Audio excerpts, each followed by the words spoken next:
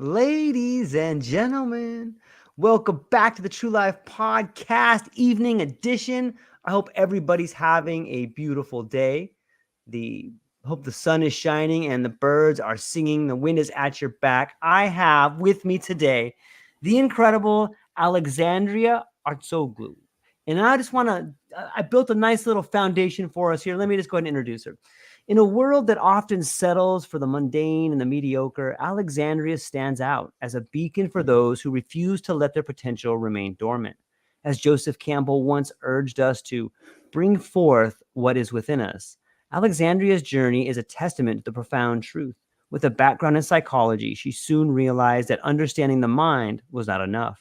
It was the experience of truly living that captivated her. Since 2017, Alexandria has been on an unyielding quest to uncover and harness the tools that transform a good life into an extraordinary one. Her path has shown that self-actualization is not a final destination, but a continuous evolving journey of becoming more of who we are capable of being. This relentless pursuit has led her to integrate various teachings and approaches from traditional psychology to the transformative potential of psychedelics. Alexandria now dedicates her life to guiding others who sense that there is more to their existence. She helps them feel at home in their own skin, trust in their journey, and rewrite the narratives that hinder their true potential. Whether through personalized coaching, therapeutic settings, or the mindful use of psychedelics, Alexandria's mission is clear: to assist others in realizing and embodying their fullest selves. For those ready to step into their next level, Alexandria offers a unique blend of preparation, integration, and microdosing guidance tailored to unlock deeper insights and lasting transformation. Her approach is rooted in the belief that greatness resides within each of us, and with the right support and willingness, we can all achieve extraordinary lives. Alexandria, thank you for being here today. How are you? Good, thank you so much. So you can call me Alexandra or you can call me Alex. But either way, thank you so much. That was a beautiful introduction. I can't believe how quickly you put this together, and it's taken me forever to write my about page. I should have come to you earlier. Good. Yeah, thanks for that. Yeah, absolutely. I'm stoked you're here. I was, when I visited your website, I was really impressed with, you were really candid about searching for things in life, and you were really candid about why you want to help people. And I was kind of hoping we could start off by you sharing some of those reasons with my audience. Yeah, absolutely. Well, that was a great intro right there. I've always felt that there's more to life than what we consider normal. I was raised, like I guess most of us in the Western world, around people who were not truly happy. They were doing well enough, but I felt like there must be more than this. I felt like we're capable of more, and that's why I'm really intrigued by the hero's journey by Joseph Campbell to bring forth what is within us, that there's this greatness, there's this thing that we need to go after, even when we don't know what it is, even when we don't have a name for it. I used to call it a thirst that I need to quench, or an itch. There was this thing I had to go after, and I didn't know what it was. And I studied psychology because it felt like the obvious thing to do, but psychology is a science. It wasn't. It was more about statistics and normal distribution and research, and less about healing the soul and holistic healing and understanding what's behind human motivation and behavior and all these things. So by the final year of my psychology degree, where I was very stressed to complete it because of the research aspect of it, I found meditation in a period of my life where I was really stressed. And that was the first time that I realized I'm not my body. I'm not just what I see in the mirror, but I am consciousness residing inside it. And this body is just a vehicle, and it's taking me places, and it's really worth taking care of it. But this is not all that there is. And there's energy, and we're all energy, and everything is energy. And for the first time, when I opened my eyes, I felt like everything is so perfect the way it is. Everything is as it should be. Yeah. And that's when I decided I must go after this and learn more about meditation. And on my way there, I accidentally got into yoga. Mhm. And that's a whole other journey. But basically, then through yoga, I would tap into meditation. And then I realized that if I was teaching yoga, I would get more benefits of yoga because I was very present with the practice. And then one thing led to the other, to finally psychedelics, Mhm. where ever since I read about psychedelics, I felt like, oh, I've always been looking for something that will help me. I call it self-actualize. It can be a bit of a grandiose word, but I felt like there must be this thing that can help me get more out of life and become more of myself and embody my potential more. And when I read about psychedelics, I was instantly called to them. And when I got to try them years later, I was like, yep, I knew it. This is kind of what I thought it would be like. I knew it can get better. Mhm. So it took years until I managed to piece all these together and realize if I do psychedelic assisted therapy, then I can also both myself, but also help others become more. Because if I have this thirst, it must be more than me. We Yeah. tend to be very much the same. So yeah, I'll just pause here. I feel like I'm going all over the place, but No, it's perfect. A couple of people in the chat, Mark Davis and Crystal Phoenix, both say hello. How are you? We're doing well. Thank you, Mark. Thank you, Crystal. Thanks for being here. Let me know if you guys have any comments or questions in the chat. Alexandra, it almost, when I look back on it, it almost seems like something was trying to get your attention, like something bigger than you. Is that something that's inside of you? mm, Is it this language that is it the planet trying to speak to us? Is it a higher conscious? Like, mm, what do you think it is? Like, it just seems like something calls to mm. us. What is that? That's a really good question. I feel like it might take me a minute because I'm Yeah, getting yeah. I'm getting different things. I think there's definitely. I just finished watching. I don't know if you managed to catch The Source by Dr. Joe Dispenza. They had a live streaming 21 to Ooh, 23rd. So in your time zone, you might still be able to catch it for okay. free, but then it will still be available just not for free. And I follow Dr. Joe Dispenza a lot, and I practice his meditations. And I feel like it's amazing. His work is amazing for psychedelic integration, but that's a whole other topic. Yeah. But in that documentary, they also talk about the source, the light. Some people call it God, some people call it the divine. There's this light before the Big Bang, before everything existed, that we are all made of, and it's there and it's everywhere and it's everything.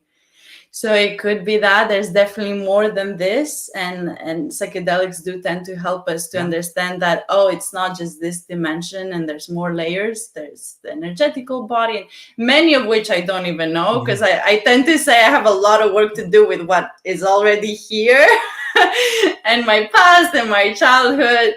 So I've been kind of dealing with that Right. Right. until now, but maybe in the future. And I know there's many beautiful people who do shamanic work, energetic work, and they could possibly speak more to that. But another thing that could be calling me, I've been trying to understand what happened to me now that I'm being trained by Dr. Gabor Mate. I'm in his training Compassion Inquiry, and it's absolutely life changing. And I'm realizing that we all have childhood trauma. Trauma Mm, is so normal that we don't see it, like fish yeah. don't understand they swim in water. So I've had a lot of work to do with like understanding how things work and how I work and why do I react this way. And it's been a lot of like soul seeking and soul searching and trying to understand. And one final thing I'll say on that, Yeah. um and someone who has been working with ayahuasca for years and years and years, he said people when they're young, and by young I mean below 60, they try to understand life and themselves and things. And then after, maybe in their 70s onward, when they go to ayahuasca, they just want to feel.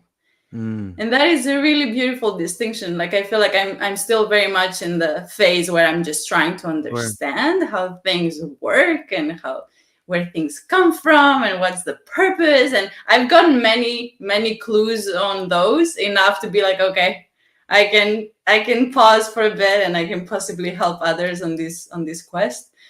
But yeah, it's just life is an evolution, and probably answers change as we age.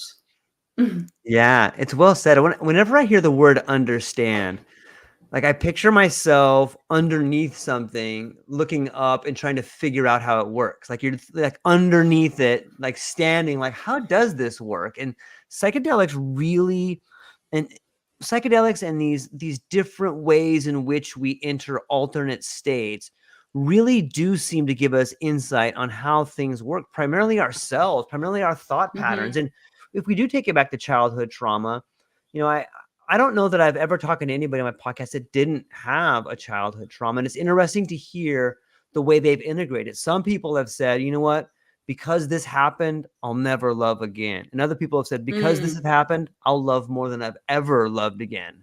You know, it's Mm-hmm. interesting to see the way in which we deal with those traumas. Maybe you could share more about that. Like, I don't know if you want to tell a personal story or if you can just talk about how you've integrated maybe some of the traumas in your young life that brought you where you are. Mm. Yeah, well, we're definitely meaning making machines, aren't we? So the Yes. same experience will create very different conclusions for Yep. people. Yep. And there's there's healing work and there's coaching work, and they're both important. So Mhm. the way I try to integrate everything is like therapy and other modalities help a lot with healing the past and making sense of things and making different meaning, but that work possibly never ends, so we can be doing it forever. But if we get stuck there and constantly be looking at the past and what's wrong with me and how can I fix it, then um, it can feel like a really long process, and the results are really slow, even though it's very, very beautiful work. And I love therapy, and I'm training to be more of a therapist all the time. But at the same time, there's also coaching work, personal development work that capitalizes on your strengths. So instead of focusing so much on everything that's not working, it's like, can we focus on what is working and strengthen that and focus on that and create out of that? So I find that it's really nice to do a balance of both, Right. because one gets in the way of the other. And there's always an integrated model. Like if I look at my healing, I used to battle with eating disorders for years, and it wasn't therapy or psychedelic assisted Mm. therapy that healed that. It was having a really good relationship that gave me so much love that I learned to love myself Mm. through the eyes of someone else. It was a very different and much healthier lifestyle of very different food, more low carb, and a lot more exercise, but also a lot of coaching work on body love and self love. And now looking back, and it was a lot of workshops I've done on my belief systems and different things, that it felt like gradually I would have less of the disorder, to the point that at some point I would look back and be like, I don't think I qualify anymore. If I look at the signs that someone has anorexia, I don't have that anymore, not even bulimia. So then it was looking back that I realized I'm probably healed from this. But it wasn't like a flick, switching the flick on, like now I have it, now I don't. It was more like the effects are starting to disappear gradually. Yeah, it's interesting to get the flashes of insight. You know what I mean by that? Like you get you get a download, or you get this moment of clarity, or you find yourself finally alone sitting with your thoughts and it begins to make sense. But then you got to go and do the work, right? Then you got to go, okay, Yeah. I know it's this. Some people can get hung up right there. And I think you, as an individual who's been studying under some amazing teachers and put in their own work, like how would you help someone make that transition from that flash of Mm, insight into start walking the path? Like that seems like, mm. how do you make those first few steps? Well, that is integration work. And that is the hardest thing to convince people to do. Because people want to go to an immersive workshop, they Right. want to go to a psychedelic ceremony and have all these downloads and expect to wake up next day and feel like I'm enlightened now and I got it and no more daddy issues and whatever. But it's actually walking the talk. Yeah. Otherwise, it just becomes a memory. It becomes a fun event, a nice memory, and it feels like the effects wear off over time. This is what doing the work is. And it's often fun and inspiring to do it, and often it's soul crushing and you feel like you Yeah. suck at it, and it's Yeah. and you're losing people, and because your values change. But integration work is living life. It takes the rest of our lives. And of course we can have another splash of another ceremony, a sprinkle of a workshop here and there, but it is what we do in between that make up who we are, and creates a whole different life trajectory. Like, instead of going to the Yeah. same path we've always went to, then after integration work we can go 1 degree in a different path and end up in a different direction.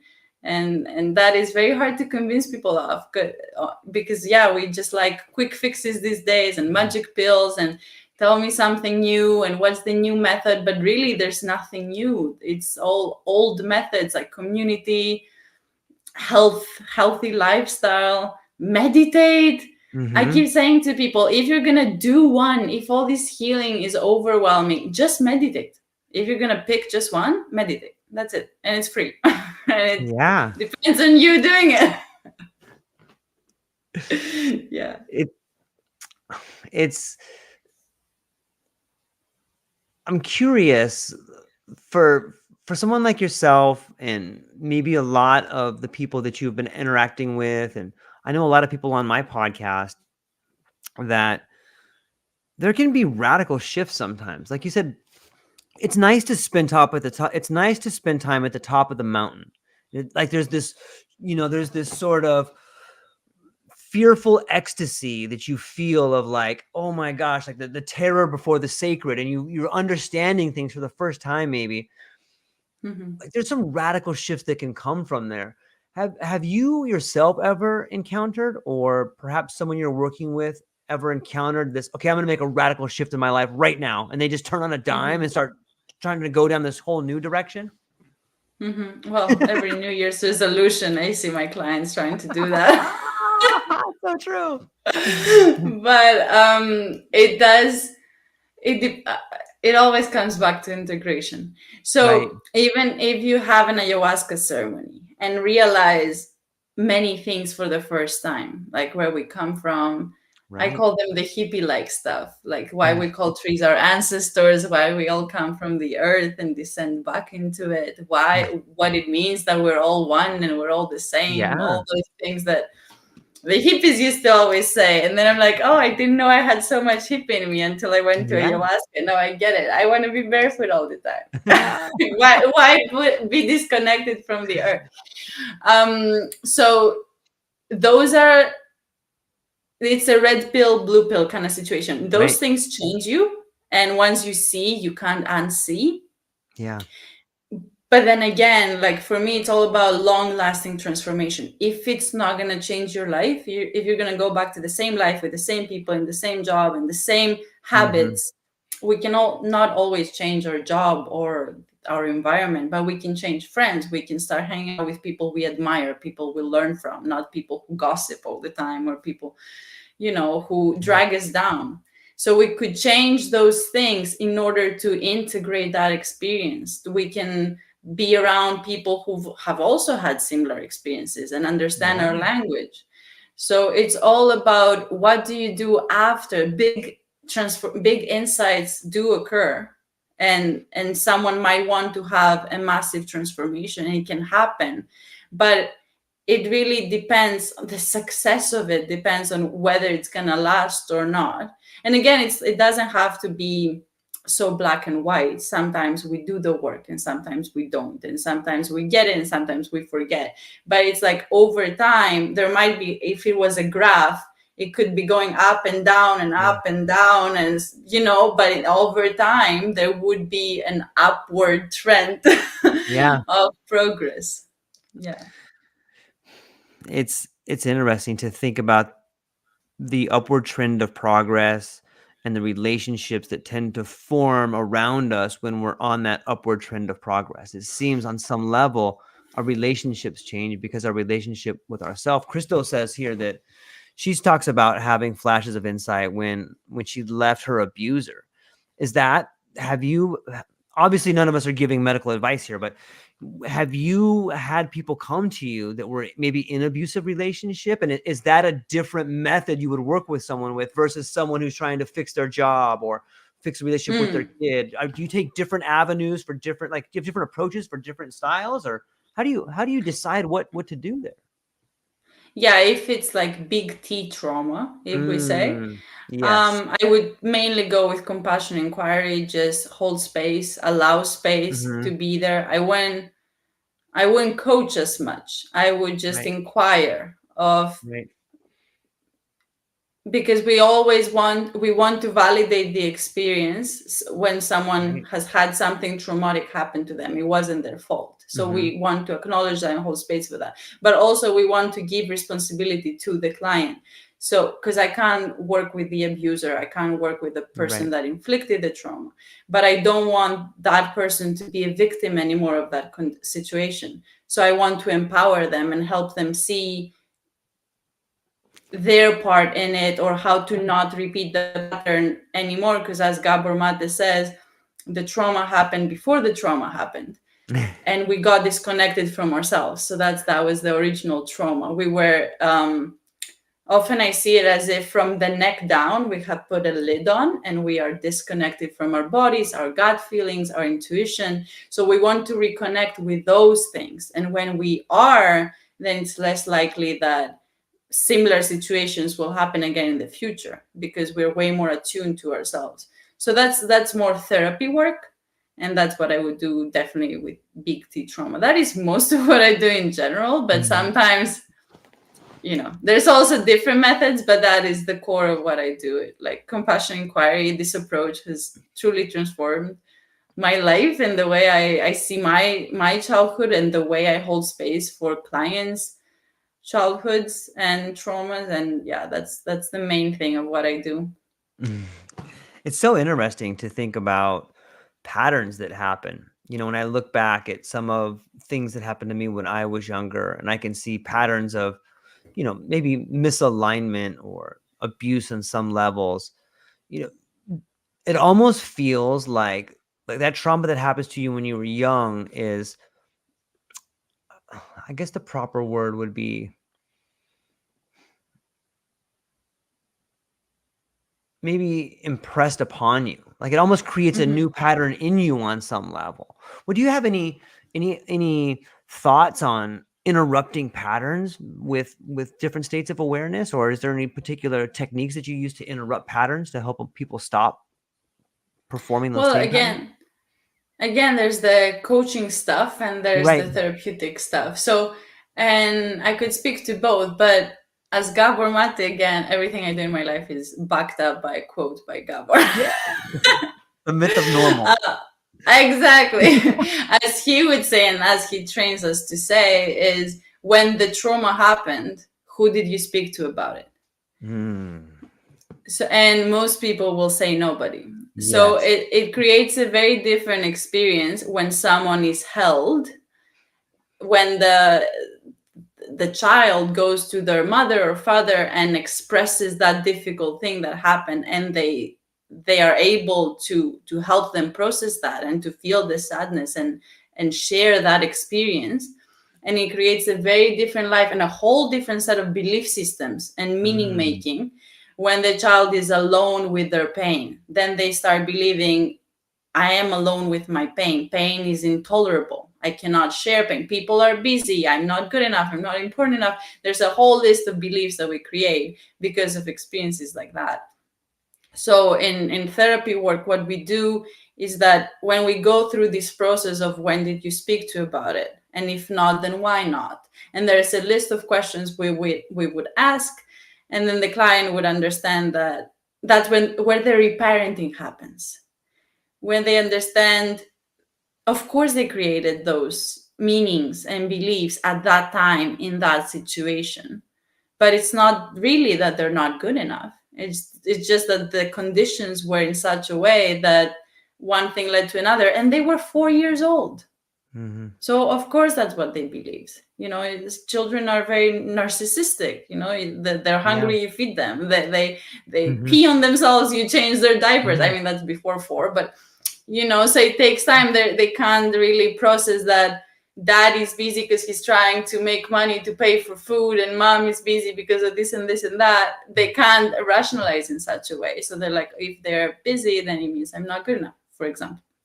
So that would be the therapy work. The coaching work, as Tony Robbins, the king of personal development, right. he talks about interrupting patterns a lot. So he will put you in a state, he talks about changing our physiological state a lot. Right. And that's why it's really important that we work out, that we have a healthy, fairly routine, that if someone is watching TV and eats popcorn and drinking beer and thinking, you know what, I'll change tomorrow, and their system doesn't believe that, they're like, he's lying again. Of course he's not going to. Look at him. He's just like doing the same thing he's doing every evening. But if you're in a very different environment, that's why immersive workshops, like going to a Tony Robbins workshop, is a really beautiful experience, because you are disconnected from your normal environment, and he helps you be in that state. You get to clap and like high five people and jump around all the time. So you change your physiological state, and in that state you make a different decision. And that decision, it's as if your brain and that pattern was a CD, like we used to have CDs, and then you scratch it, and that's how you interrupt the pattern. So when you play the CD, the song doesn't go anymore. So you need to change your state and then make a very important decision, and then take massive action after that. So that's where the integration comes again. It doesn't work if you just leave that experience, that workshop, that therapy session, whatever it is, but you just do what you did yesterday. You need to take massive action that aligns with that decision that you just made, and then do that again the day after that, and again the day after that. So it's like walking the talk every day, embodying that decision. It's well said. The idea of perspective, like the idea of changing patterns and perspective change seem to go hand in hand. And one way people seem to really get a different perspective is to write about their interactions.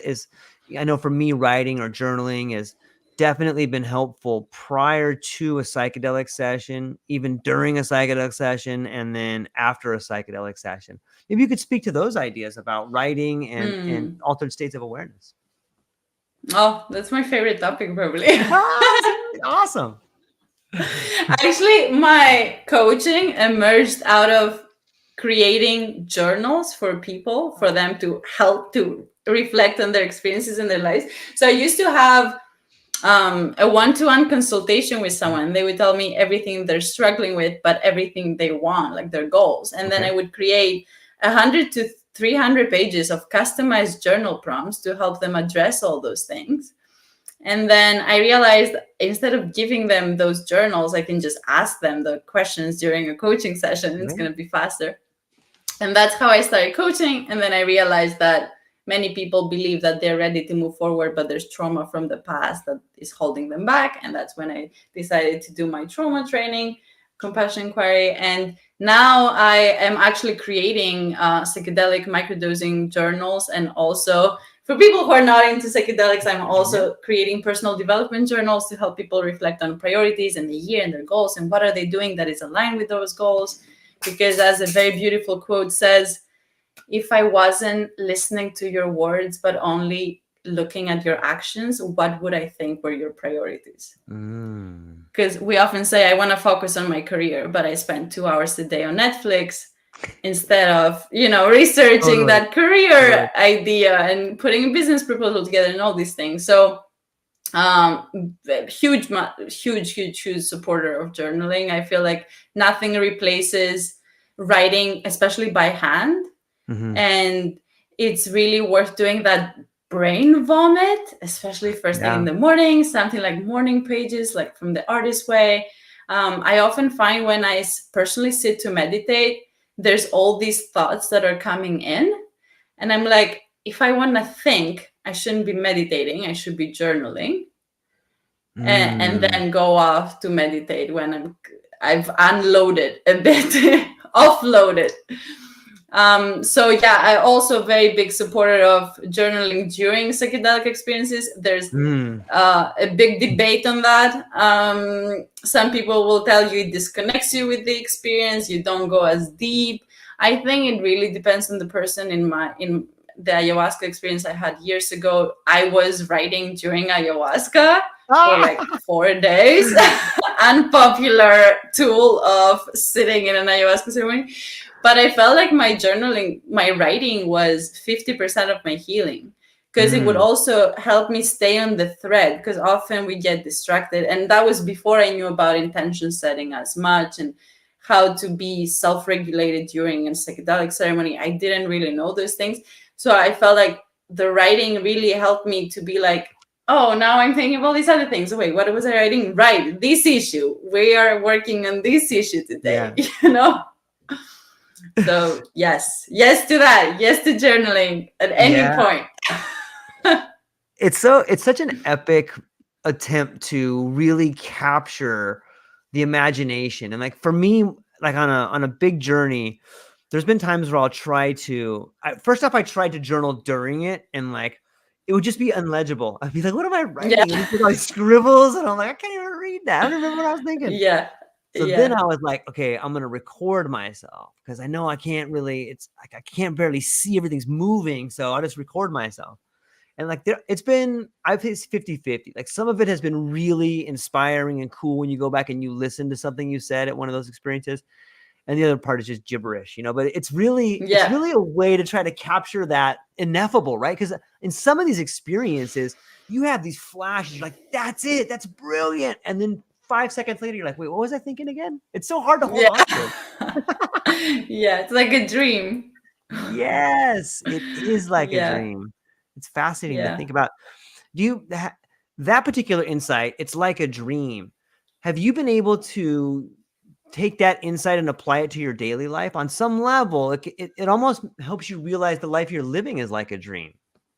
Yeah, my parents have been telling, because I don't live in Greece, but now Okay. I'm in Greece, and I visit my parents, and my parents, that I'm starting to appreciate the elders, as they say. Yeah, right. So the advice that they give me, and like my mom is in her 60s, my dad is in their 70s, and they both Mm, say it feels as if we were 20 yesterday. Like it really comes by yeah. as a dream. And a beautiful thing my mom said that her father had told her was that one day you will remember us as if it was all a dream, when we will Wow. not be here anymore.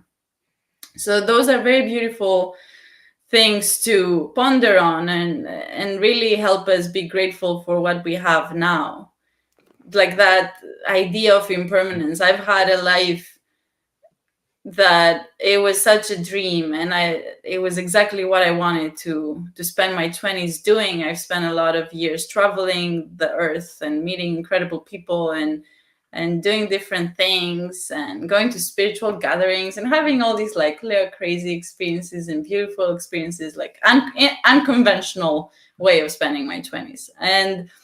And then I realized that so many conversations I would have with my best friends in Colombia, I was like, I can't believe I met these amazing people, and this is gonna end because we Mhm. both have to do different things after this year, and our visa is gonna expire. And Mhm. I had bought a cheap GoPro, not a GoPro, a fake GoPro, kind of Right, like right. GoPro, a lot cheaper, because I was like 21 at the time. And I wanted to record all the silly daily conversations we've had, so to store them, so to not lose them. And then I realized you can't do that, Alex. You can't hold on to life like that. You just need to enjoy it as it happens and then let it go.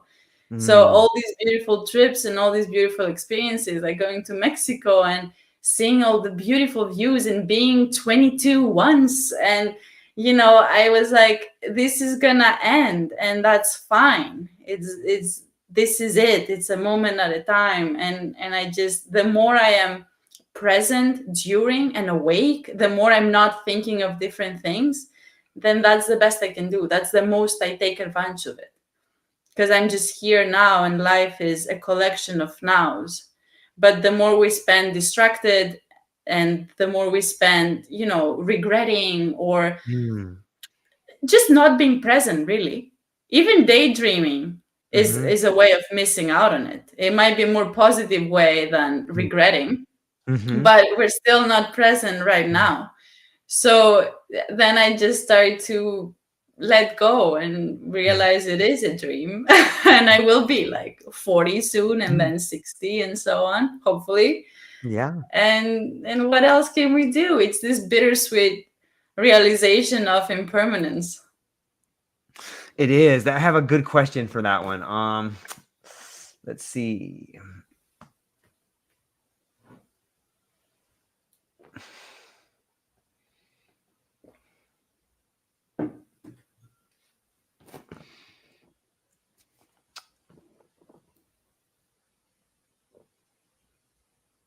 Bear with me here. It's a really good one. I want to find it.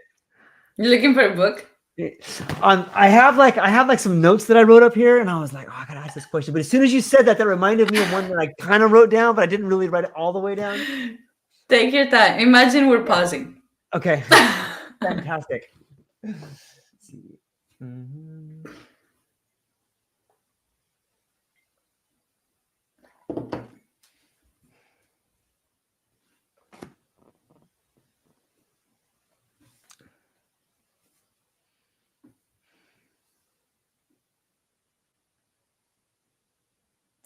How do uh, how do you balance like the idea? How do you balance the idea of uncertainty with living in the present moment? It seems to me that uncertainty is the trigger in which you begin to dream, or you begin to make excuses, or you begin to have this rapid ongoing question making in your mind. What is your relationship with uncertainty? It's like my life is constantly uncertain because I don't have a place in the world where I live. Right. I'm not based anywhere, and I'm looking for that. So yeah, very familiar with uncertainty. Right? Let's start there. So, like, I don't even know how long I'll be in Greece for. This is kind of my life the past 7 years. So, time blocking is amazing, as silly as this sounds. Like, time blocking is everything because that's something I help others with, but I also always try to help myself with first. Like, there's always all these different things to do. Like, we can spend some days, especially weekends, with my partner. We are offline and we talk things out. It's like, what are we doing? What is the next step? And planning. So that is our time for dealing with uncertainty. But when it's Monday to Friday, 8 a.m. to like 6, 7 p.m., we just crack on with what we have to do for the day. So we are not constantly stuck on pondering on uncertainty and making plans for it. But again, scheduling that in. What gets scheduled gets done. But there's always a level of uncertainty in life. And I've been on and off reading things about it. What was it that I read recently? That to basically stop trying to avoid it because it will always be there. Because it feels like, I don't know if it feels the same way to you or to other people, that it feels like the level of uncertainty that I have in my life is more than other people's. Of course. But we all have it. So, and possibly, potentially, it will always be there. I don't know if things will ever get less uncertain. So it's kind of like dancing with it. But again, I don't have a absolute answer or formula about it. I'm definitely still figuring this one out, but all I can say is don't let it consume you. Schedule time to deal with it, and also time to not deal with it. That's all I could say. Yeah. It's such an interesting question.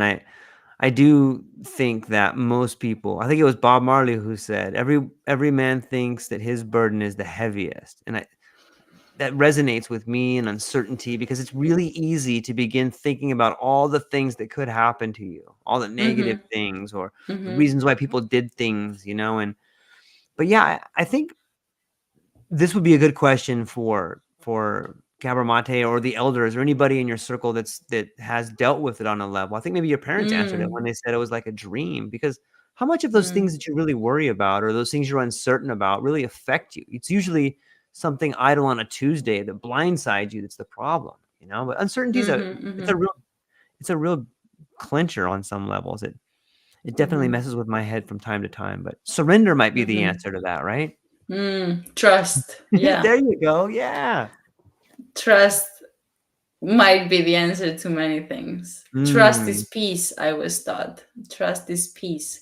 I like that. So trusting ourselves bring Mhm. power, and trusting what is and life brings happiness, and trusting people brings love.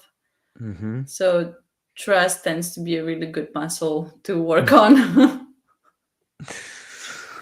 Alex, you've traveled around quite a bit and you've had some really cool Hmm. experiences and you've had these different states of consciousness in different parts of the world. Do you feel like How do you feel when you go to a different part of the world and have an experience? Is it different in different parts of the world because it's a different part of the world, or is it different because you're different in that part of the world, or both, or what do you think? Yeah, possibly both. It's definitely who we are is a massive piece of it. Mm, First time I left Europe, because I feel like the biggest transformation, okay. the biggest light bulb moment happens when we leave our continent, the continent we grew Mm, up in. yeah. Because if you go from one state to the next, there will be differences, but it's going to be still the same. It's similar in Europe. Like if you go from one country to another, there's different language and architecture and history and stuff like that, but it still doesn't feel like, oh my gosh, it's such a cultural shock, I don't know how to cross the street. But when I went to India for the first time, it was a lot of, I don't know how to cross the street, because tuk-tuks never stop and there's no traffic lights, and you just kind of have to walk through them and they will figure themselves out around you while they're still speeding up.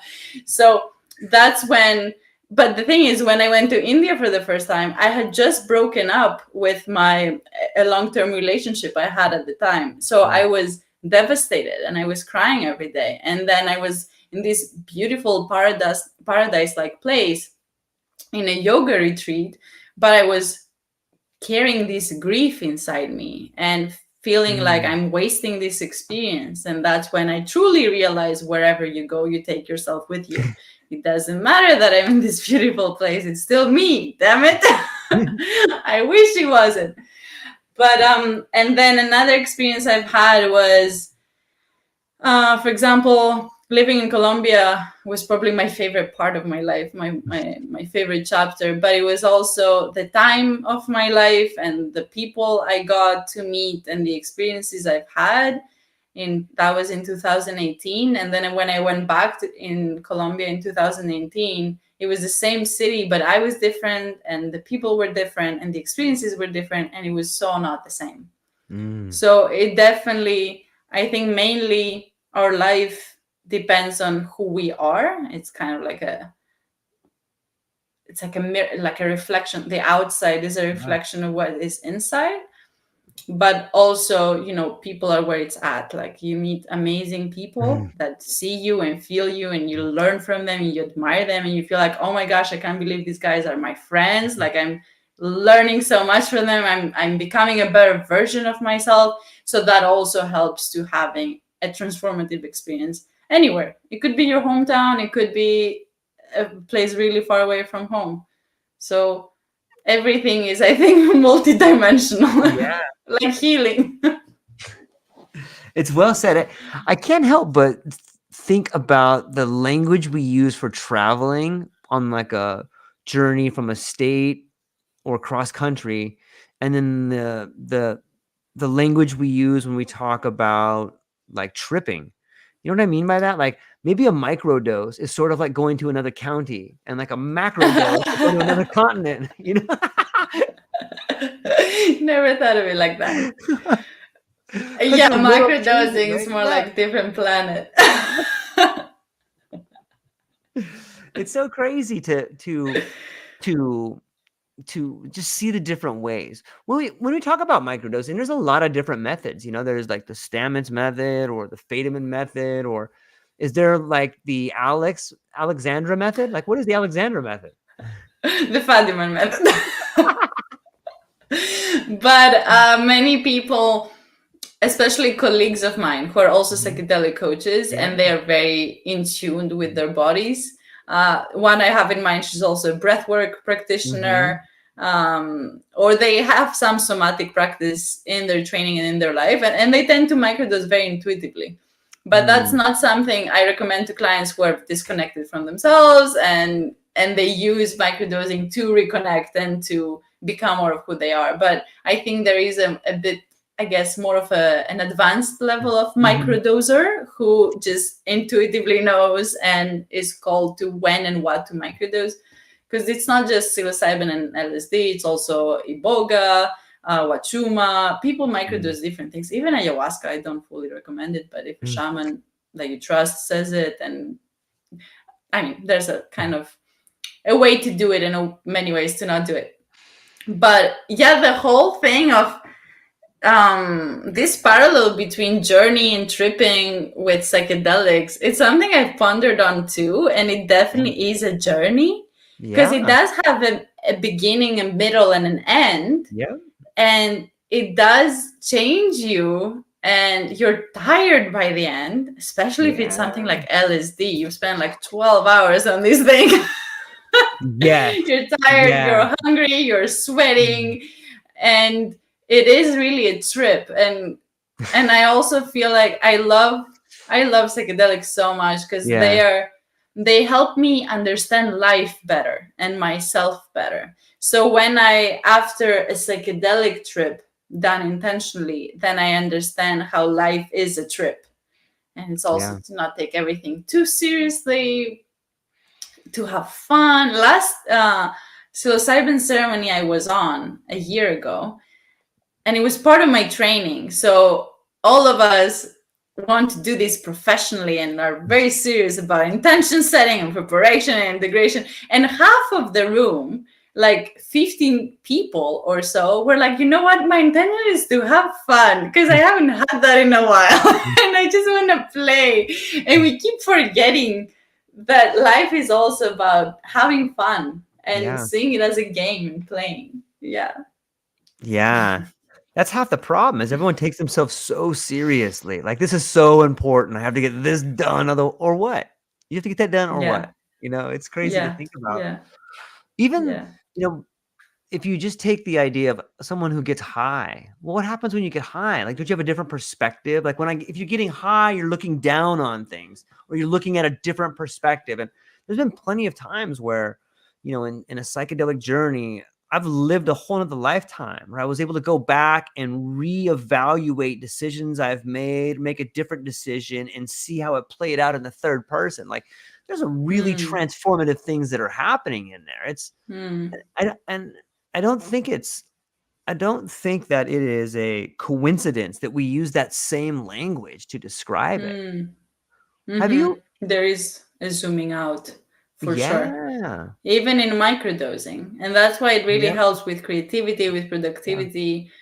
I found a faster way of pre-cooking cauliflower one morning because I was microdosing, and I was like, oh my gosh, this was here all along, and now I get to zoom out and be like, you could be saving 20 minutes a day. But and especially in macro journeys, as you said, you can look back at your life and reconsider things and the decisions you've made and the way your personality was formed and many things. But even in micro levels, this can happen, the zooming out. Yeah.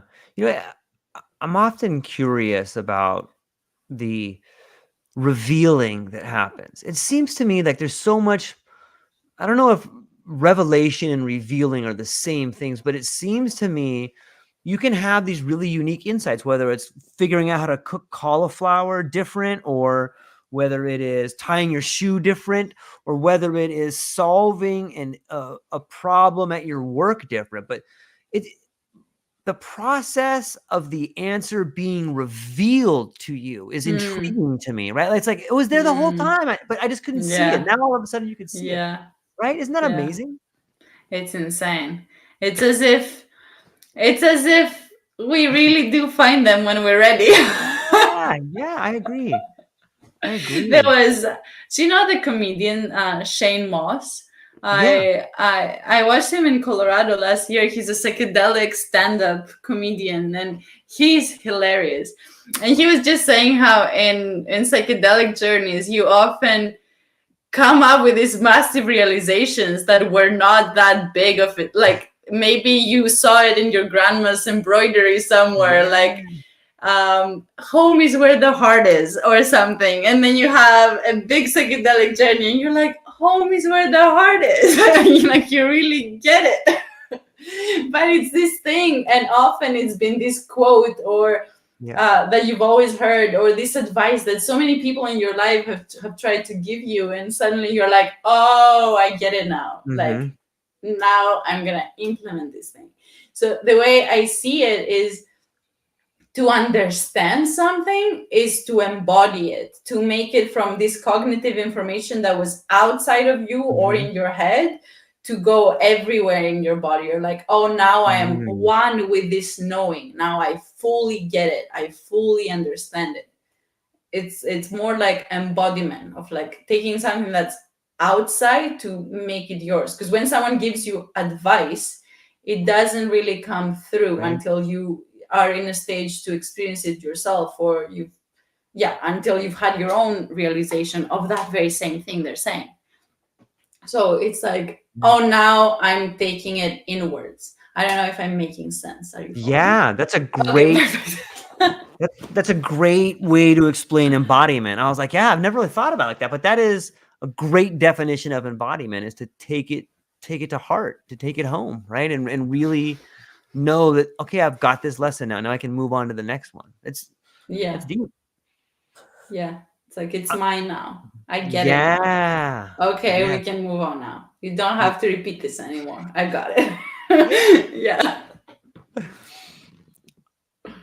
It's such an interesting time in this particular cycle of psychedelics, and while I'm happy to see the potential help for so many victims of, PTSD or abusive relationships, like I'm hopeful, and I'm trying to do everything I can to speed along like the new 60s. Like I would like to see the explosion of like artwork everywhere, new methods of teaching, like the Hmm. new movement come out of there. Do you think that we're about to break out of this medicalized container, or are we still going to be in this Hmm. medical container for a while? I don't know, with the way things are going now with the FDA trials Yeah. for MDMA as a legal treatment for PTSD. We'll see, but I loved Rick Dublin's vision of not too long from now. He wanted to have LSD psychedelic therapy rooms and psilocybin assisted Yeah. therapy rooms and MDMA and ketamine and iboga and whatever you need, and someone who needs treatment, and hopefully not just for mm, treatment of mental health issues, serious mental health issues, but also for the betterment of, I guess, fairly healthy people feeling Yeah. happier, because there's many of us who do not qualify for treatment resistant depression or PTSD, but we're not fully fulfilled. We haven't reached our potential, but we know it's there. We know it's within reach, and the clock is ticking and we can get to it. But there's all these things in between, whether they're beliefs or self-destructive patterns or our environment. There could be many things in the way, but we spend years and years and years not being who we want to be, and not being who we can be, and psychedelic therapy can help in those. So hopefully there will be a future where you can go to a mental health professional and they will recommend a protocol of, it could be, say, therapy with MDMA assisted therapy, to start things off with feeling Yeah. love. It's always easy to start with MDMA because it's a loving medicine. It's not going to kick your butt probably like other ones will. And then maybe integrate that for a bit, for a few months, maybe with breath work, with meditation, with journaling, with continuing to work with a coach or with a therapist, and then having a psilocybin therapy session and so on. So I'm really hoping that such a future can exist and it's not a utopia. Yeah. I remember Rick Doblin mentioning that he is really, because he has been a visionary for ages. So I really trust this Yeah. man and I really like his ideas. So I want to believe that it will exist, that we can, especially in the United States, to go out and see so many psychedelic assisted therapy clinics specializing in different medicines for different people with different issues. Hopefully. I don't know. And I don't know Yeah. how many years this would take. Possibly not. I think even 20 sounds like a lot at the moment Mm. because things are moving quite fast. Yeah. But I have no idea because Mm. it's not, I'm not that much of a visionary. I'm just more focusing on what can we do now? Can we Yeah. coach people? Can we create a plan for them for the next 6 months and so on? Yeah. I think you can, and I it would be interesting to see like psychedelic accelerators. If we could take Mm. people that were maybe they've done their healing or whatever, but they are, get some of the best and the brightest and put them in a room and let's figure out this problem right here. Let's make a straw that you can drink ocean water with. You know what I mean? Like all these things could Mhm. probably be done. You just need a high enough dose to get the people together and figure things out. That's all we got to do. We got to push the boundaries a little bit.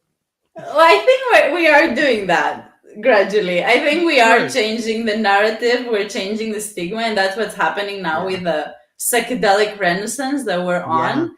And there's so many integration coaches and psychiatrists and therapists getting into the field, and we Yeah. definitely need more of those. But there's not only mental health professionals that we need, because I speak all the time with people who are in different fields like marketing, Right. advertising, tech, and they want to get in the psychedelic space, and there's definitely room for that. Hmm. I wouldn't be able to speak about it because I don't know anything about those expertise specialties, Yeah. but we would definitely need people from all different fields to come in the psychedelic space. So yeah, hopefully we're not gonna repeat what happened in the 60s. We're not gonna piss off Mm. some politicians. I mean, we are trying to, we are constantly advocating harm reduction that Yeah. should be government friendly. Like, we're not giving acid to everybody anymore and saying, everybody take this and don't fight at the war. Yeah. Now we're preaching, you're getting psychedelics somehow. You've always done it because you have this thirst for expanded states of Hmm. consciousness. So let's use them safely. We don't want you to have to go paranoid. We don't want you to do it in a festival and realize you've been agoraphobic and now you, whatever.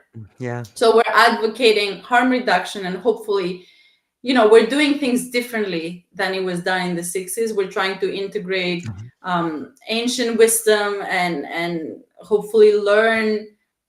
I would personally love to work with indigenous people and have them help and hold space, and then as therapists can also add the trauma, the tools that we have to work around trauma, and the preparation, the integration, the community. Yeah. So yeah, I'm really, really hoping, and I'm also positive that this can happen. But let's see. I don't want to get political. So I don't know how, because it was always a bit of a political issue. Yeah, of So I course. don't know how it would land there, but I don't know. Not my field either. It's the ultimate irony to think that the boomers who kind of were in the last phase are now in positions of power, and you could argue that that's kind of what happened with some of these, whether it was the Lycos or the MDMA. Is like it seems to me, and who am I but a podcaster, but it seems to me that there's a thumb on the scale to be like, we don't want this right now. Mm, You know what I mean? Like there's mm, mm, on mm, some level, mm. it seems to me that there's people that are unhappy with cutting into the money that comes for addiction. Addiction to me seems to be sort of this conveyor belt of money for certain people, and there's a lot of people that don't want that conveyor belt shut off, and Yeah. it's too bad because I think that whether it's MDMA or psilocybin, I think that they can do wonders, and there's a proven track record of the wonders they're doing, with so many people out there that are helping Mm, them, and yeah, it's an mm. interesting thing to think about. on some level. What's your take on addiction? Well, I'm also learning a lot on addiction this year from Gabor Mate because he's such Mm, an expert on that. So yeah. he's very famous for a quote: "Don't ask why the addiction, but why the pain." And Mm, that's even a good though one. I thought that working with people with a lot of trauma and addiction in their lives, it would be very difficult, heavy work. But in reality, when you believe in everybody's possibility for healing, you see it's not heavy work. It's actually a really nice thing to do. It's not negative, it's positive. Mm, And Gabor sees everyone for their possibilities. So I'm also trained now to see the protective and adaptive reasons why someone became an addict. Because of their childhood, there would have been different reasons, different people, different, again, meaning making that made one become an addict. mm, So it's like going back there and reparenting that and looking at that with compassion. Only when compassion is present, people can heal, and addiction can be healed. And of course, psychedelics really help, especially like yeah. iboga. Like we've heard Mm, so many stories about alcohol issues, drug issues that can be healed. But again, it yeah. does need a nice setting. It's not just you go to Africa and take it and hope for the best. I mean, it could possibly still help, but um, now that there is such a field as psychedelic assisted therapy, we can maximize the benefits of psychedelics because we don't want to be taking psychedelics often. Right. I used to think of psychedelics before I knew whether they're safe or not, especially with something like LSD. You don't Mm. know what you're getting if it's underground, so you're hoping it's good and pure, and you're not gonna go crazy. Like before, I knew that psychedelics are actually good for the brain and help Mm. neuroplasticity in the brain and all these things. I used to also be a bit hesitant and be like, I really want the experience and really hoping it's not gonna mess me up. So I used to think of psychedelic experiences as investing brain cells. Like we're gonna invest our brain cells now. We might even like injure them a bit or harm them, but we need to make this worth it. We need to make it count. So today I'm gonna talk with my best friend about my issues with, I don't know, my mother or whatever. So we're gonna be intentional and make sure it's worth it because we don't know about tomorrow.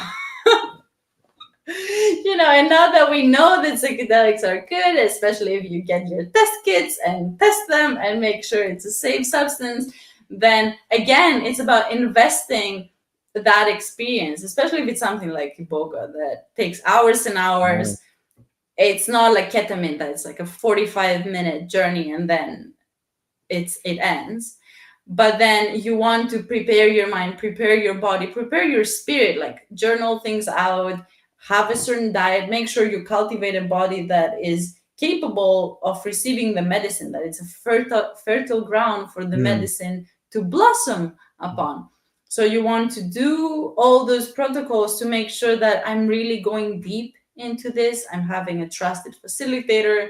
I'm minimizing risks and I'm maximizing benefits because we don't know how good it can get and how deep it can get when we do all these things. Mm-hmm. Like it can be good enough, like psychedelics are profound experiences anyway, but it can be even better when you have a really good facilitator that asks the right questions or creates a space that allows you to surrender and fully trust. Because when we don't, we kind of stay at a surface level when we don't fully trust the environment. So I can be talking forever. I'll No, pause. it's perfect. It's perfect. Have you done iboga before? I haven't. I'm on the Me cautious side. I'm neither. like, it hasn't called me yet, and I Yeah. haven't found the reason to. But I've heard testimonial after testimonial, and many friends of mine have, and I see many recommendations of certain places for those who need it. So yeah, I know a few things about it, but I haven't had the Yeah. experience myself. Yeah, it's interesting to think about the things that are out there that are helping people on some level. I talked with Gareth Moxie from Canada the other day about iboga, and it's interesting. We were talking about addiction, and he had mentioned to me that maybe the idea of an addict is sort of like folk psychology. Like maybe we don't. Maybe that term and that label alone is doing more harm than good. It presents this quandary for people to be stuck in something forever. What do you have any thoughts on that? Like the idea of us labeling people forever? That's kind of crazy, right? Yeah, and marginalizing them, and then Yeah. they take that on and they Yes. see themselves Where? the way society sees them. So again, what Gabor would say on that, Yeah. addiction is this thing that you know it's bad for you and you know you shouldn't do it, but there's an impulse to do it, and there's a temporary, whatever it is, relief or Hmm. excitement or euphoria, and then there's negative consequences. And it's like a vicious cycle that Yep. repeats. So instead of asking the addict, which is a really useless question that people have done for years, it's like, why are you addicted? Like, stop being addicted. Gabor asks, what does it give you? What is this thing that you're addicted to gives you, the positive things? Mm. So when I was addicted to food, when I had bulimia for years, I would feel free during when I was eating massive portions of food. I would feel pleasure.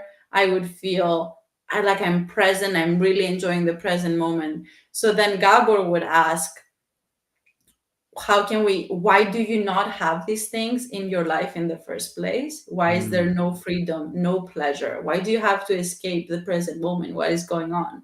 And then how can we find other sources of giving you these things that it wouldn't Yeah. have to be an enormous amount of food that is eventually unhealthy. So there's ways to work with addiction. Addiction is not the end. People can heal from addiction Hmm. when they work with professionals who do it compassionately, and because we can't heal someone when we tell them what the self-destructing part of themselves tell them. If we ask them, why are you addicted? um, you shouldn't be doing this. This is bad for you. You're harming other people. The people you love are sad and hurt because of what you're doing. You can't help someone from that place. Yeah. Like, they cannot help themselves when they constantly blame themselves with these narratives and these stories.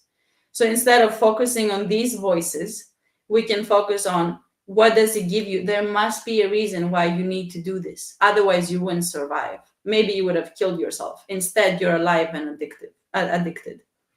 So that's the place where we can help people, and that's the same angle where they can help themselves. But in the beginning, it's easier with the help of a professional, because they've had all these other narratives for years and years and years. So, and again, yeah, psychedelic assisted therapy can help in that, because then you get a break. The default mode network is finally Yeah. silenced, and you don't have all these negative narratives all the time. So you can finally take a break and see yourself with compassion, and so on. Again, I haven't taken iboga, I haven't had psychedelic assisted therapy on addiction, but I'm assuming this is kind of how it goes. And yeah, addiction is difficult, and we need to understand how difficult it is, but to also find the reasons why someone chooses to do this. There must be a really good reason that their system decides to do it. Yeah. Yeah. I was reading something a while back, and it was on the last wave of psychedelics in the late 50s. And the way some researchers and doctors were using it, they were using it as like a psychomimetic. I think I'm saying that word right, where they would take it and then they would begin in some terms to feel what it might be like to have a psychotic break. And it's interesting to think of from that point of view. And I think anybody who's gone pretty deep has found themselves in like a, oh shoot moment, like, and it can be, while incredibly frightening at the time, coming out of it, I think it strengthens you on some level, because you realize what you're capable of. You have more Mm, empathy when you see people that are kind of losing a little bit. You're like, yeah, I know what that guy feels like. I know, what he needs right now is I can just come over and talk to him more. But on some level, yeah. maybe you could talk to that idea of people using it as a way to have empathy or understand psychotic breaks in some ways. I've never thought about it this way. In general, even as a therapist, I'm learning I need to find in myself an experience or a part of me that fully Mm. understands this client. If Mhm. I don't understand if I see them as crazy, as a bad person, then I Yeah. can't help them. But if I see myself in Yes. them and be like, oh, I've done that too, or Mhm. I've been treated this way, then that's when, and they can feel safe, and that's when I can help them. But if someone also feels judged, because you can't be up here and they're down there, we need to be equals. So that's when, as we say, healing is relational, and it's the relationship that does the healing, and so on. But to use psychedelics to have a psychotic break, to understand what that is, I haven't had that experience. What I am pretty positive of is that we don't know what our limits are, and we Yeah. don't know how powerful our minds are and our psyche. And when we fully trust and surrender to something, we don't know what can happen out of it. And again, it's really wise to have a really supportive environment while doing that, really good trusted facilitators.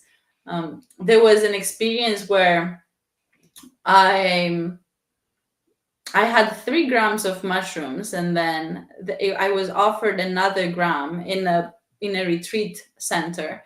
And then I was already pretty deep with 3. Like, for some people Yeah. that will be very small, but I tend to be on the very cautious side. Yeah. And then when I was offered the 4th one, I was like, you know what? I'll just take it, because I know I'm so safe. Like, there's absolutely nothing that can happen to me that these facilitators cannot take.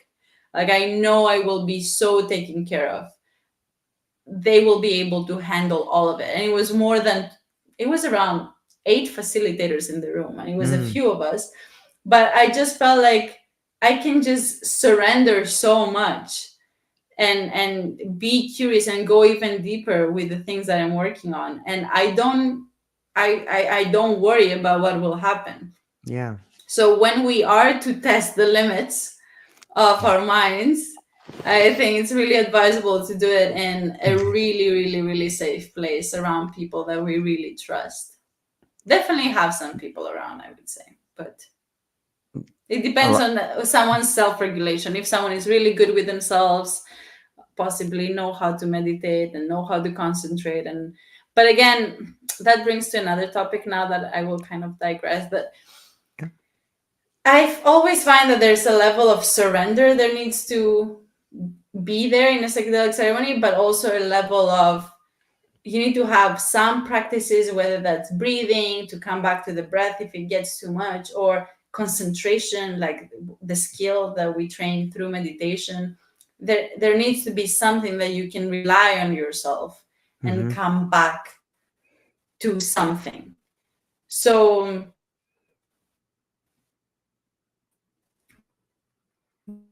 again, haven't had, okay, I felt like the connection was gone for a Yeah. second. Nice. So maybe if you ask me the same question in 10 and 20 years, I will have a very different answer.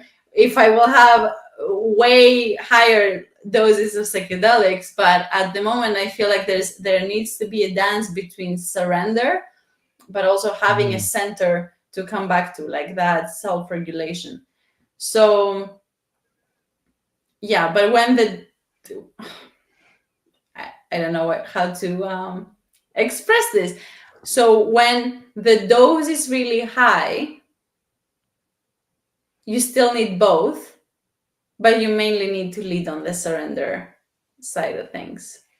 Because some people, we don't want to be too controlling of the experience Yeah. with being like, am I working on my intention? Am I breathing right? We don't want that, but we do want to have a level of that. But also, we want to surrender the experience, the medicine, the facilitators, and the environment. I don't know if that made sense. Yeah, totally. It had to be said. It had to be said. It's something I'm pondering on, and something I find with clients often, because they often tell me, are you telling me to be controlling? I'm like, no. I just want you to not go there randomly Mhm. without having an intention and without having any regulation techniques. So you need to have some of those, but also be willing to drop them and surrender, But also if it gets really dark and you're really stuck and you're really scared, then to come back to that breathing, to come back to that center. Of course, we can forget all of that during an ayahuasca experience. Yeah. But that's there. It had to be said. I just felt like it needs to be shared. Yeah, I like the idea of it as a dance, and we talk about relationships. That maybe I'm curious to get your experience account on the ayahuasca ceremonies that you've been to. Is it common for the shaman or the person leading or the facilitators that are providing the experience for them to take ayahuasca along with the people? Yeah, for sure. So I haven't done it in a Western setting, Mm, though. I've only done the indigenous South American way. So there's not much of a guidance, if at all. But I'm pretty sure that the shaman takes it, the facility, whoever is assisting, right. also maybe in less amounts. But I don't know how much they take, or I don't know how much it is, or if the shaman takes more than the assistants, that's Mm, possible. But I wouldn't be able to speak to that yeah. much. What about when you're helping people? Like, do you take like a small amount when they take an amount, or are you strictly don't take it when they take it, or what is your procedure like? Well, up until now, I haven't facilitated. I just do prep and integration and Ah, microdosing guidance, which nice. is why I'm also feeling very safe, because everything I do is legal Yeah, totally. in every country in the world. So I just prepare people, Hmm. and then do the integration. And with microdosing is also interesting because different people have different medicines, and Yeah. then many people are cold to mushrooms. I don't get it because I love LSD way more than I love mushrooms, but I love all psychedelics. But many people are cold to mushrooms, for example, Right. and then they realize mushrooms make them really anxious. And then that's where microdosing guidance can come in, to be like, well, we can change the substance, we can change the dose, we can take it Mm, with food, we can take it without food, we can take it without coffee. There's all these different, or we can work on the anxiety, because yeah. that's an opportunity too, since it came up. It's probably here for a reason. So that's all that I do.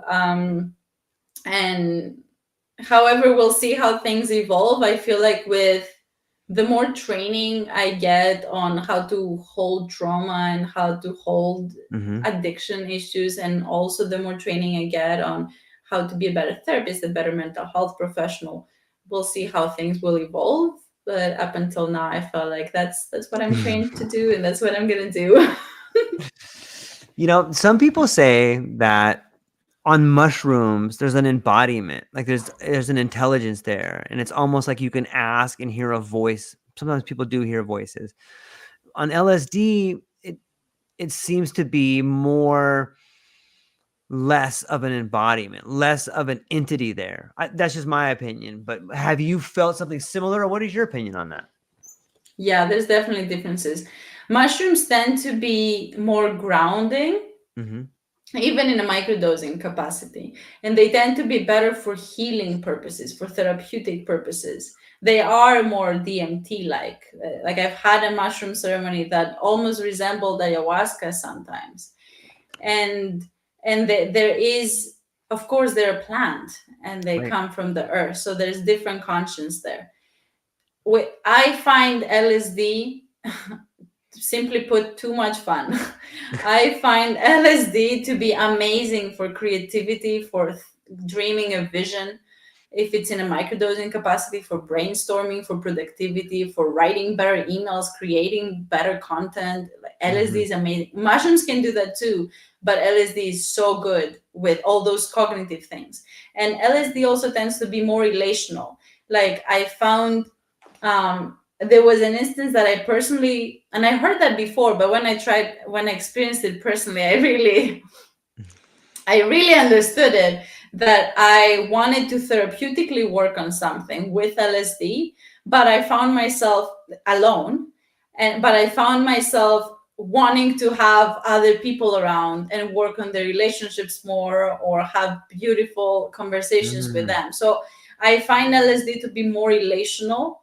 It's beautiful for relationship work as well, not as much as MDMA. Nothing will beat MDMA in relationship work ever. But yeah, it tends to be more extroverted, and mushrooms can be more of an introverted experience. Like you go inwards and it's more grounding, more, it's more earthly. LSD Mm. is more, you go in your brain and you're full of imagination and creativity. Yeah, it's Both beautiful. they are Sometimes we need beautiful. both. Yeah, yeah. I've had some overwhelming experiences of love on LSD. It's been like, whoa. Actually, on some of the analogs like Ethlat and some of the. Have you tried any of the different analogs that they have? I don't know if you read like Shulgin's books. You know the The acronyms. Yes, thank you. We should probably know what those are, but you can. um, yeah, it's a chemical love story, but it's interesting to read some of his accounts on the different analogs and just to think about how many particular substances are out there that can help expand consciousness on some level, right? Exactly. And it's Yeah. not just psychedelics, right? Right. Like breath work is the next best Yes. thing. There's Yoga, hypnosis. hypnosis, I mean, I have exercise. a friend, exactly. I have a friend who has this very nice analogy. He sees, say, expanded states of consciousness on a Hmm. spectrum.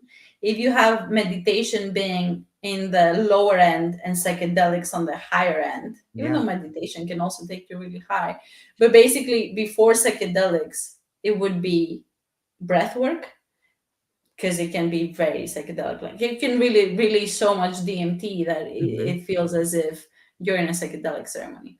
Then hypnosis and so on. And that, so some practices are more than others, but yeah, there's many practices we could do. And I see healing as if it has many angles. So we ideally could be doing more than one type of work, Yeah. not just psychedelic work. We could do body work, we could do massage work, we could do yoga, tai chi, qigong, all these Mhm. modalities. There could be breath work, there could be therapy, there could be coaching. There's all these different modalities, and often it feels as if this is the one, but this is just an angle. And the more you do and approach your healing from all these different angles, then the more of a holistic healing you get, because you're like, oh, there were all these things stuck in my body I didn't know. And then um, chiropractic really helped me, for example. Or what was this? I have a friend who does network.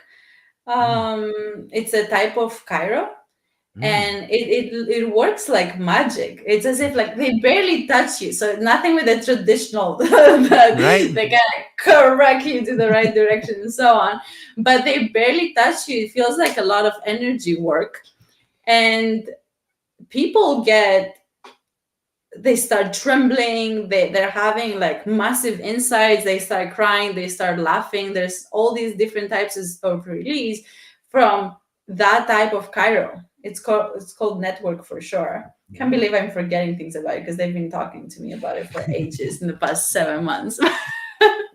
But that's definitely another modality that Yeah. can be really, really useful and therapeutic for people. And it's not psychedelic, but imagine combining it with psychedelics.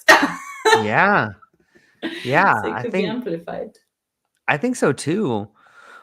Do you see sometimes in the future, I think that so often you can see it now, like some sort of layering. Like when I talk to Shannon Duncan, he talks about layering, like using, MDMA with psilocybin. And I'm curious to get your thoughts on that. I think that there's probably a time and a place for it. Maybe particular sort of ailments may require some sort of layering. We'll figure out in the future. But what is your take on using the substances together to solve problems? Yeah, I'm changing my mind on that, because I used to say never mix, Yeah. but now I see the benefit of combining appropriately and having the Yeah. right guidance. Who knows? Because Mm. I've heard also reviews of people who go to South America and have a different psychedelic every day, and Mm. nothing amazing happened. it just felt like they tried different things, but it's like, where, like, what changed, you know? Maybe you could have had one ayahuasca ceremony that was more profound and transformative than all those days of having bufo and cambo and Mm, all these different things. So, you know, when that combination happens right, then I'm sure it can bring beautiful effects. MDMA with psilocybin is becoming a thing, and I hear so many people who come to me and they're like, "Can you find me a facilitator that does both?" Because I don't want either one on its yeah. own. And then I go to my network and I'm like, another one. Who can recommend? Um, but the most important thing for me, and that comes from personal experience, I enjoy it when it's more than one day of ceremony. Hmm. So when it comes to ayahuasca, for example, I had 4, and I would not recommend anything less than that, Mm, drinking every day.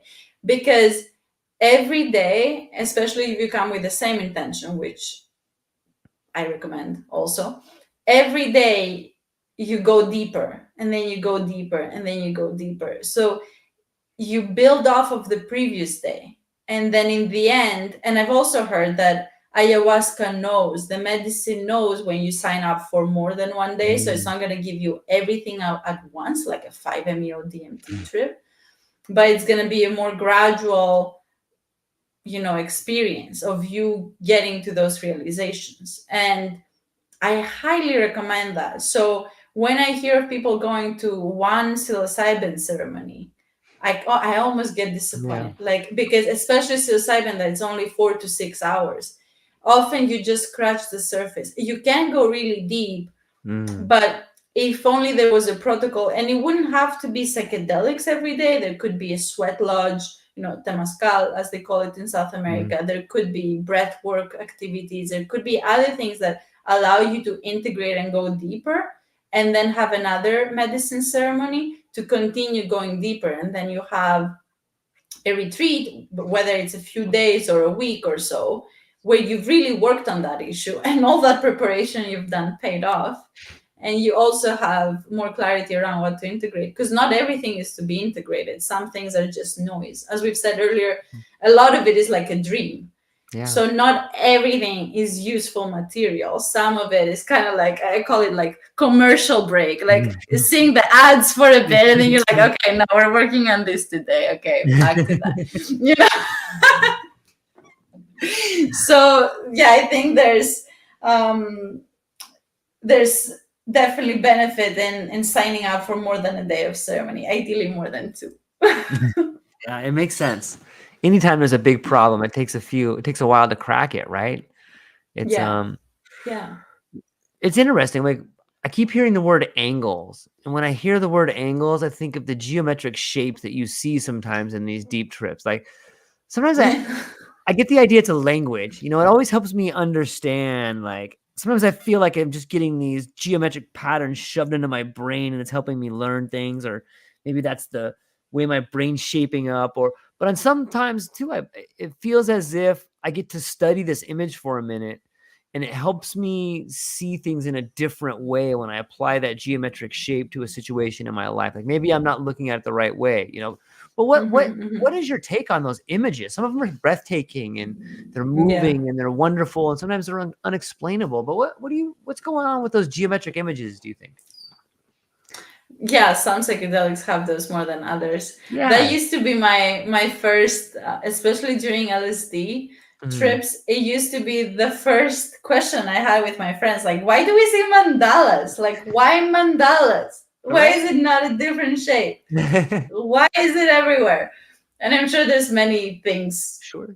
answering that question these days on the internet. Some more credible than others. um but yeah, so why, the question is, why the shapes, why the angles? What's the question again? Yeah. What do you think about them? Like, what do you have any speculations on them or? I haven't thought of that too much ever since then, when I was Right. questioning why do we see mandalas. So in the end of the day, I always, again, I find this dance between you will know what the right thing to take from the psychedelic experience Mm, will be.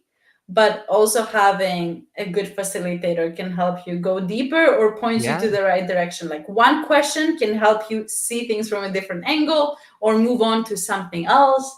Because we tend to, our system is wired in a way to protect us from Mm, things that we want to avoid and we want to keep avoiding. So often we're not gonna go deep, and we're not gonna open a different door because we're just comfortable there and we just want to right. have fun there or whatever. But then having someone to be like, how about this one, or what if you looked at that, and then they can help you move through those angles Right. in a nicer way. So yeah, but again, not everyone has the luxury to have a facilitator. It also tends to be quite pricey these days. So Yeah. it's like, enjoy it, surrender to it, and also trust that, the big insights will happen. If something is to be realized on Yeah. that day, then you will remember it, and other things will just be forgotten, but it can still be a beautiful experience. Definitely. How long this is like a two-part question. Like how long have you had it looks like your site has been redone. Is it a new site? And like Mm. how do you like if someone's watching this and they're like, I want to talk to Alexandra, like how do they go about doing that? Yeah, my site is changing all the time because It looks my good. qualifications change. Thank you. I've done it all by Yeah. myself. Congratulations. It looks really well. Well done. Thank you. So yeah, it's and I even have a note in the end, like everything I teach and coach and educate on changes based on my level of development. Because I'm constantly immersed in different workshops and philosophies and getting more Right. training. And it used to be more for my own healing and my own personal development, and now it's more about how to help others with all of this. So now it's way more fine-tuned to psychedelic therapy Mhm. and psychedelic coaching. So things will definitely keep changing. So Instagram, I am at the Alex Experience. Instagram has been the tool and the social media I've been using for the majority of the time. Then LinkedIn, often I'm there too. Alexandra Artzoglou, and then my site is thealexexperience.com. These are the main ways people can find me. And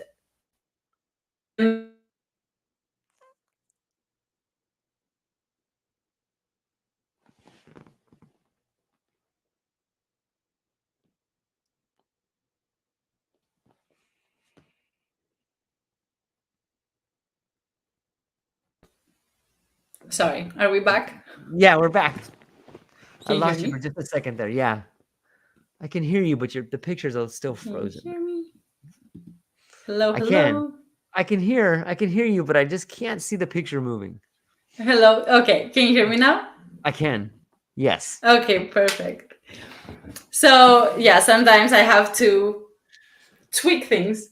Um, the main things that I want to add on my site at the moment is that if you're interested in preparing or integrating psychedelics, start here, because I I love to work with people for 3 months. That's the ideal amount of time. It's not too long, it's not too little, Mm. or 12 weeks.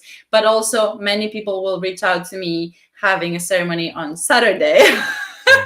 That is the most common thing. So even when that happens, I have some ways to work with that. I also offer 30-day message support to help people integrate things Mhm. after the long session that we have. Then there's microdosing support. So I'm creating these beautiful books. I told you I make journals.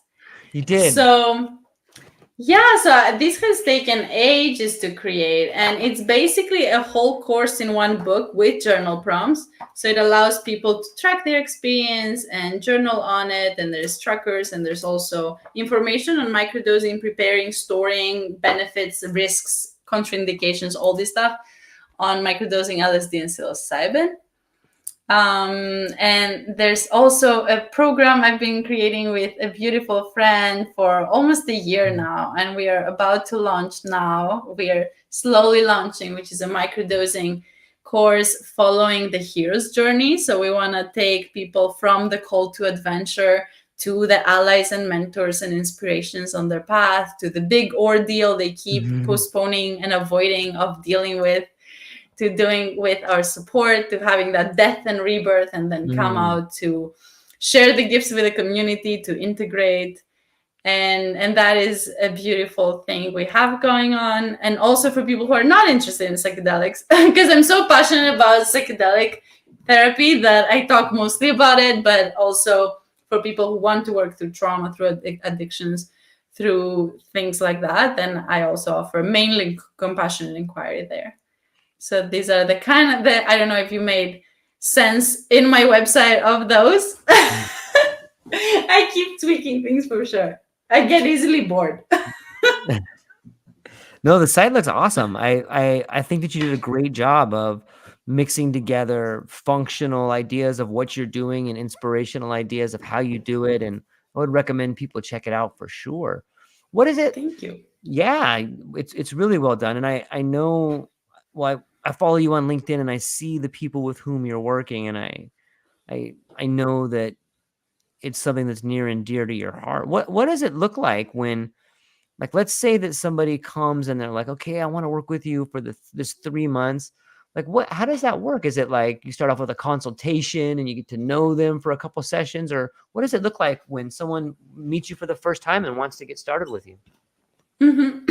Well, we go through an assessment together, and we go through, there's an intake form they have to fill out so that I know that they are fit for psychedelic use, Nice. in terms of, especially from a medical perspective. Then we're gonna dig into intentions and previous work that they've done, whether that's personal development or therapeutic work, or what practices they have in place. And then it all depends on their intention and what they want to work on and how their life is constructed, and the space that they have to have more practices on a day-to-day, and so on. So it would be either weekly or bi-weekly calls. They get to decide what works for them. And then so it all depends on their intentions and the substance that we're going to use to decide to work with. So there's a lot of calibration that goes on. It might it might not work for them. They might need to change. They might need to increase or decrease the dose when it comes to microdosing. So it depends on what we're doing, to be Right. honest. Preparation, integration, and microdosing work are all very different.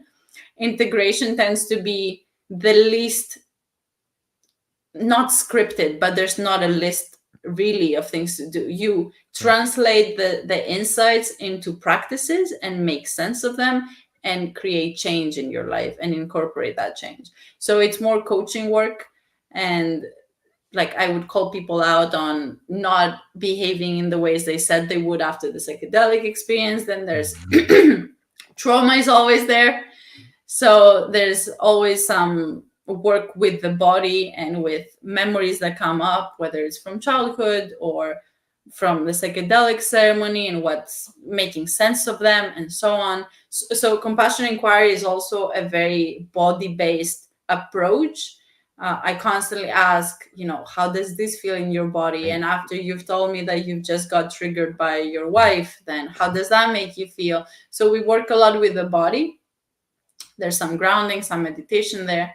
So that's integration. Preparation is more, it's more clear cut. Like, there's some ways to prepare the mind for the experience, some ways to prepare the body, some ways to prepare the spirit or the soul, or however you want to call it. Certain journal prompts and workbooks I give to people. If they want to, they could have a hard copy of a personalized book as part of their program, because I just love creating those books and the journal prompts. And microdosing is, it's different. There's also a level of educating on the different substances and how to calibrate them, and how to track, how to see the long-term benefits. If you don't, then how to tweak things like that. Have you noticed a pattern of people? Like, is there a pattern in age groups? Like, have you noticed? I've recently spoken to a lot of people that are in their late 50s and early 60s that are turning towards psychedelic therapy. Have you noticed any patterns with the people you're working with as far as age groups? That's a good question. Thank you. I haven't. I'm sorry, I don't know what's happening with my throat. So I haven't had a client that's around 50 turning 60 Mm, wanting to work with psychedelics recently.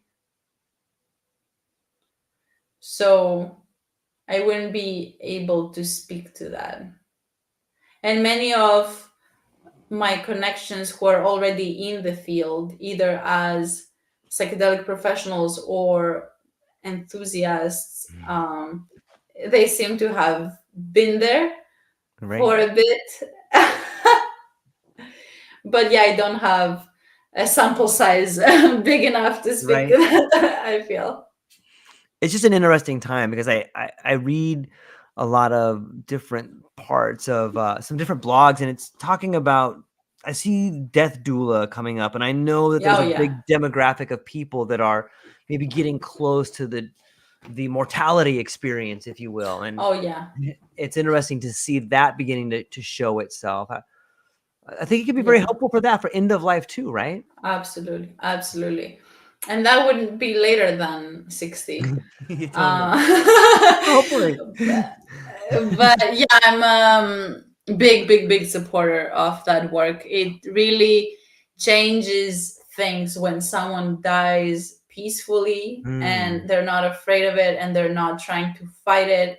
yeah. And I think it was Michael Pollan who spoke about it at some Mm, point, and he was saying it also changes the experience to those around the person dying. yeah. It's a very different experience when someone makes peace with things and understands, maybe I'm not just gonna dissipate, but I will become part of something else, and it's just gonna be different, or whatever meaning making someone has about life after death. It will definitely be a very beautiful work. I'm not involved in it yet, but maybe at some point I will be. We'll see. It's definitely very beautiful work, and I would, if I could, I would recommend it to pretty much anyone I know, Yeah. starting from my parents. Like, Yeah. do that before you die. It's not too late. Now is always the most important time. And yeah, it's definitely really beautiful. And also for relationship work before people Mm, die, to work on those relationships so that are not things pending after they're gone, because also the grieving process is very different. To let go of someone or to let it be versus hold grudges or feel like things have been left unsaid, or whatever. There's so many things could happen. So yeah, it must be really beautiful work. yeah, I'm aware of different trials for different, PTSD or different types of ailments, but are you aware of any of the trials for end of life for like family members and stuff like that? Have you heard about anything like that? I'm not aware about trials for end of life. There might be happening. I'm just Yeah. not so much Yeah. keeping an eye on that. Yeah, it's that would be a wonderful treatment for a setting with family members to change it. There's so many possibilities out there, and I'm so excited for the future. And it's so amazing to get to talk to cool people that are out there doing their best to change themselves and change the world. And I think you're one of those Mm. people. I'm super stoked to get to talk to you today. Thank you for hanging out with me for quite some time. Well, thank you so much, George. It's been a long time coming, right? Like, I'm Yes. really happy we got to do this now. You My know, voice is yeah. breaking. With our picture got shut off for a moment, and while it was shut off, I got the sense that you were holding up the books, but I didn't get to see them. Do you have the books Oh, right okay. there? Yes. Yeah, so this Thank is you. the microdosing Okay. guide. Okay. I'm like, I don't know what I'm showing you. This is a glossy cover. I might also do matte covers. So Yeah, I I've like it. designed everything, all the graphics, all everything in it. So I'm really proud. This is like my baby. Yeah, I've it's been awesome. this been so it's supposed to be. I don't know how to show you, but anyway, you can go in my Yeah. website and see much better Yeah. versions of this. But it's supposed to be not a book with like literature and research and stuff. Right. This was inspired after I've had a session with a client on microdosing. Hmm. She was to take psychedelics for the first time in her life, and she wanted to do it in a microdosing way because that's the safest way and most predictable way. And then I felt like if she was zoning out for like half of this session, which is very natural, then I want her to have a place where she can find all this information, Yeah. but also a place where when we stop working together, she can go back in a year and do it again. And then I almost couldn't stop. So I added over 100 journal prompts. I added 2 different microdosing tracking sheets because microdosing, it's this thing that you don't really know if it's working unless you're overdoing it. It's supposed to be sub-perceptual. But then long term, when you look back, you realize it actually has had some Yeah. benefits in your life. You've shifted some things. Many people that used to trigger you, you don't react to them anymore. You feel the anger, but don't yell at them. Yeah. So, and that's when you know that, oh, maybe something's working, even though no one can tell. Or often we forget that we've taken a microdose because it's so sub-perceptual. So there's tracking sheets in here for people to track how the microdose is affecting them on different days, whether they slept 8 hours or less, whether they've drunk coffee or less, just to understand. Because when you understand how things work, then you can fine tune them, then you can optimize, you can do more. So, and it's supposed to be a guide. It's not really a book. It's like A, B, Yeah. C, D. Like, this is how you prepare, this is how you store, this is how, these are the benefits, blah, blah, blah. It's not James Fadiman was called the god, it's not literature. Fadiman is mentioned. But yeah, his protocol is mentioned. But yeah, I hope this can help people, especially those who are hesitant of hiring a microdosing coach, because people don't really know what that is and if they should Yeah. spend their precious money on that, and that's absolutely fine. So hopefully this is a book that can help not only those who work with a coach, not only those who have not microdosed before, but also people who have or have not microdosed before, and they can learn something that they didn't know. And a few people have reviewed it and they've said it's a really good work in being professionals in the psychedelic Yeah. space. And it will also improve, like the rest of me and my services, Mhm. with evolution. So yeah, I hope this can help people live the same day in a better way, in a more amplified way, being less bored, procrastinating less, being more creative, more focused, having a better mood, having less anxiety, less negative self-talk. These are little shifts that microdosing can help with, because often we are looking for big transformations, Right. massive insights, and we sign up for like the 5 grams of mushroom ceremony. But in the end of the day, it's also those little shifts that create a very different life. So that has been my aim with this microdosing guide of, you can have the same life and take a tiny amount of psychedelics, so little you don't even realize you've taken anything, but you're less reactive, more attuned to yourself, more present, more grateful, connecting deeper with those important to you. So yeah, I hope it will resonate for some people. Yeah, guaranteed it. It One of the things that sounds so beautiful to me is that you're helping people help themselves. If you give someone a guidebook and you can help them out for a few months, it's like driving a car. Like, you can show them how to do it, and then you're comfortable with them driving the car and playing in the environment and understand, hey, maybe they want to go a little faster, they want to take it down to the track or something like that. But there's something beautiful about helping people and giving them the guidance they need to help themselves along the way. And it sounds like that's what the guidebook does, as well as your work. Yeah, and that's something that most of my work does. Like, Yeah. and that's what therapy is a good thing to do in our lives for Yeah. self-awareness, Yeah. especially. But there could be periods that we don't need it and so on. But when it comes to psychedelic preparation, combining therapy with psychedelic preparation or integration, I don't need anyone to need me for a Right. long time. It Right. could be from 2 sessions to 12 sessions, but it doesn't really need to be more than that.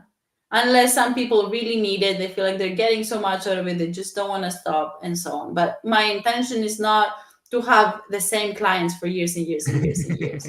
You know, my intention is to help those clients who have access to psychedelics have the thirst to embody their potential more, to optimize their day, their life, their attention more, and they just don't know how. They don't have the right someone to ask them the right questions to help Mm, them see things differently. They don't know how to combine mushrooms with the right morning ritual, for right. instance, to have a different experience of being alive. So that's most of what I want to do, is like help people have the same life but better. It could be good enough, it could be a bit better, because we're capable, we can Yeah. do it, we're so capable, and we want to do it. So those who really want to do it, because there's many people Yeah. who say, you know, I've tried everything, nothing works, nothing will ever work. It's like, okay, if that's your belief, have fun with that. But those who are like, I'm mainly geared towards those who say, I know there's more. I've tried things that Yeah. haven't worked. Maybe it wasn't the right thing. Because psychedelic therapy is not for everybody, like most modalities. So it's about finding those people who can benefit from this, because it can be a really beautiful work, but it also needs active participation from the individual. Like psychedelics are not going to sort us out forever. They're not magic pills. We still need to walk the talk. We still need to implement some healthy habits in our lives, and continuing to journal and reflect and revisit the experience. If you've been recording your ceremonies, then listen Mhm. back to those and transcribe them. That's a very great integration tool. Like reinvite the ceremony into your life Yeah. and make it a part of your life. And that's when you feel like I'm actually integrating and I'm actually making the most out Mm. of that experience. Yeah. Yeah. It's beautiful. It's beautiful to be able to look back and see the progress. I think that that can be motivation for the continued change. When you're like, look, I've came this far already. You know, it's Yeah. wonderful to think about. Well, Alex, I I love our conversation. This is awesome. You're an amazing person. But before I even let you go, where can people find you? What do you have coming up, and what are you most excited about? So again, Instagram at the Alex Experience, my website, thealexexperience.com, LinkedIn, my complicated name. So Alexandra dash, I think it is Artzoglou. These are the channels. So the most exciting thing I have coming up right now is the microdosing course, 8-week program, co-created with a beautiful friend and colleague. We've done our psychedelic coaching training together. Her name is Salara Star. She's mainly a manifestation coach. So it's very beautiful to combine my trauma expertise with her manifestation expertise to deliver this journey. And we're following the stages of the hero's journey. So we're doing beautiful. It's going to be such a beautiful and exciting journey, because I've facilitated groups before, and I see that the transformation happens mainly from within the group when you Right. hear yourself, your story in another person's story, and things that you don't dare to voice up, someone else does, and then you get the coaching help that they got, because we all do it as a container, and we do it safely, and we have our own ongoing accountability, and people can also make friendships for life like that.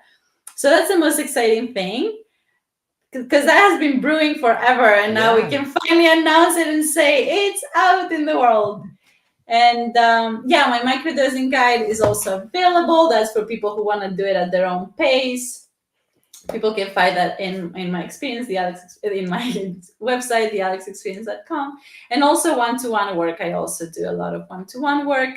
So some of it is compassion inquiry, like focusing on the past. What is this thing that is sabotaging your life and you're not able to call out? We can work with that.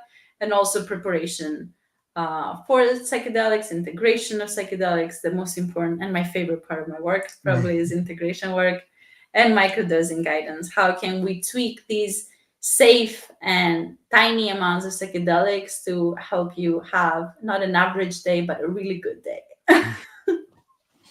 When does the 8-week course start? So we're starting 12th of August Okay, coming up. and it goes until 30th of September, if I remember correctly. And then we also start pre-course material on the 22nd of July. So we will have, we're already starting the group channels, and yeah, we're starting to send people exercises and some bonus material from the 22nd, but the official course date is on the 12th of August. And hopefully it will run more times in the year for people that can do it. But this is our very first. We're so excited about it. Yeah, you should be. You should be. It's magic. The first time is amazing, and it's Yeah. congratulations. It's a great experience, and it's an amazing thing to see manifest, and you guys should be proud of yourself. It's awesome. Thank you so much. Yeah. Well, hang on briefly afterwards. I want to talk to you briefly afterwards, but to everybody Yeah. who got to hang out with us today, I hope you have a beautiful day. Crystal, John, Mark, everybody in the chat, thank you so much for participating. All the links we'll put down in the show notes down there. If you're listening to this and you're not watching it, go down to the show notes, reach out to Alex, and do your best to become the best version of yourselves. And that's all we got for today, ladies and gentlemen. Have a beautiful day. Aloha. Bye, everyone.